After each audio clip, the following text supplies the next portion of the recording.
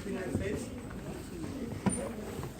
If we haven't been able to notice just yet and recognize that the theme of this time frame, what everything is centered on, is the Industrial Revolution. That is at the heart of everything. The Industrial Revolution changes how we interact with each other.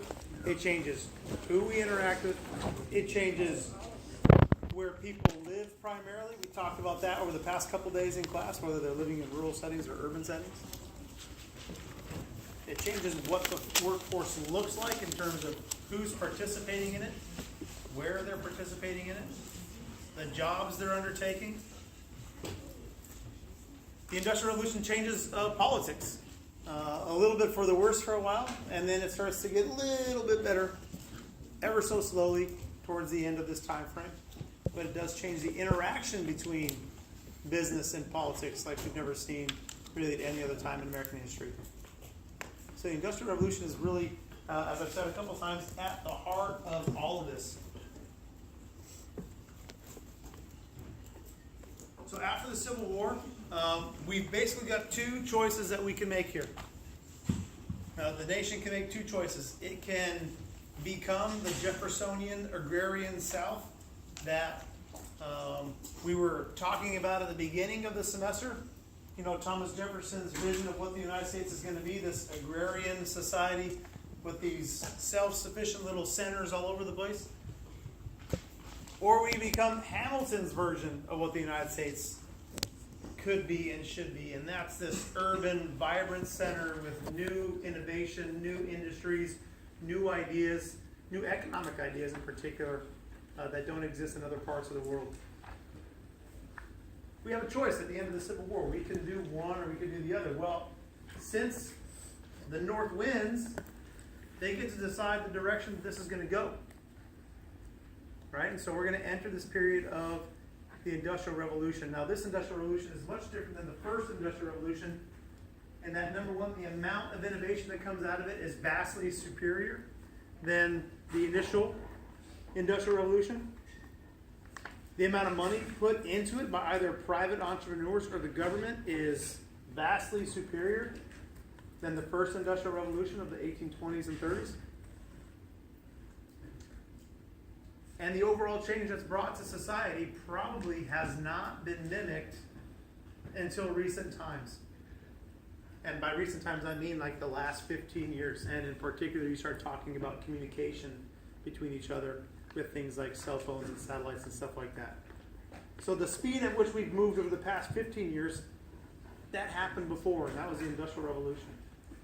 So the same thing we feel where like my phone is outdated after 6 months, they felt that way, 150 years ago when they were going through the second Industrial Revolution. They're like, man, this tractor was like the thing to have in 1865, and now here I am in 1875, and it just doesn't cut it.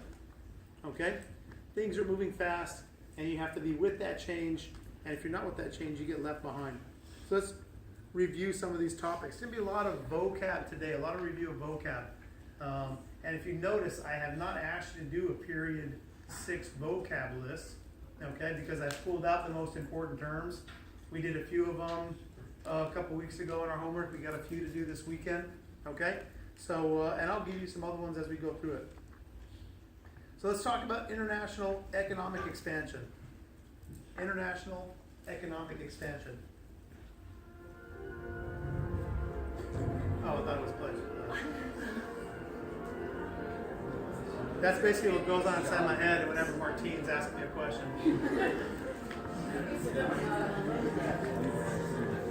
What is it? What's the bad? All right, so businesses and policymakers, both here in the United States and abroad. Policymakers, both here and abroad, and businesses.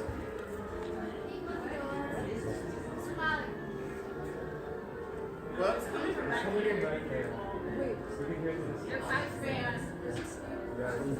Then move forward. Huh?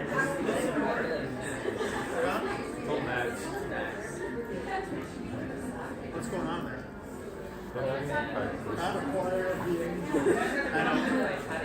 And Drake's band is way more important than everybody else. Right? Yeah. All right. So I'll just go louder. Businesses and Policymakers, both in the United States and abroad, have to look outside of the United States for more markets. Markets for goods. So we're getting the beginning of a different worldwide economy that we had before the Civil War.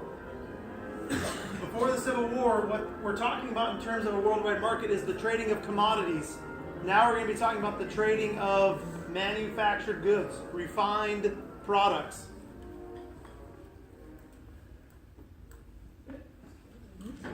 Key places, and we're going to examine a lot of this when you go through those vocab words and when I get back on Monday. 3 key places that we're looking at here. The Pacific, I'm talking about Hawaii.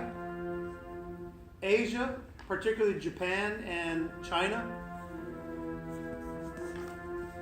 Latin America.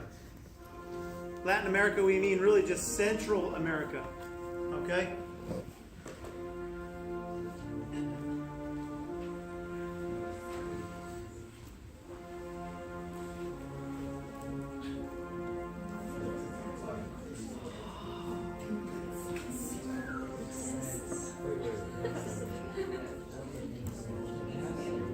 Why isn't band in the band? Alright, to get all this, Bro, like a concert. we're going to get the formation of some new business models. Formation of 2 new business models that are worth noting. We've talked about them many, many times before. Trusts and monopolies. We can think of both of these really as just the consolidation of business into large companies. The consolidation of a business or several businesses into a large company. Trusts and monopolies are the consolidation of a business or several businesses into one large company. The consolidation of a business or a few businesses into one large corporation. The idea behind that is to control as much of the market share as possible. That's the monopoly part of it. So you set up the trust to gain the monopoly. Why are we able to do that as businesses during this time frame? What's the policy, though not written? Laissez-faire. Very good. Laissez-faire policy. This is not written. This is not in the Constitution. It's not a law.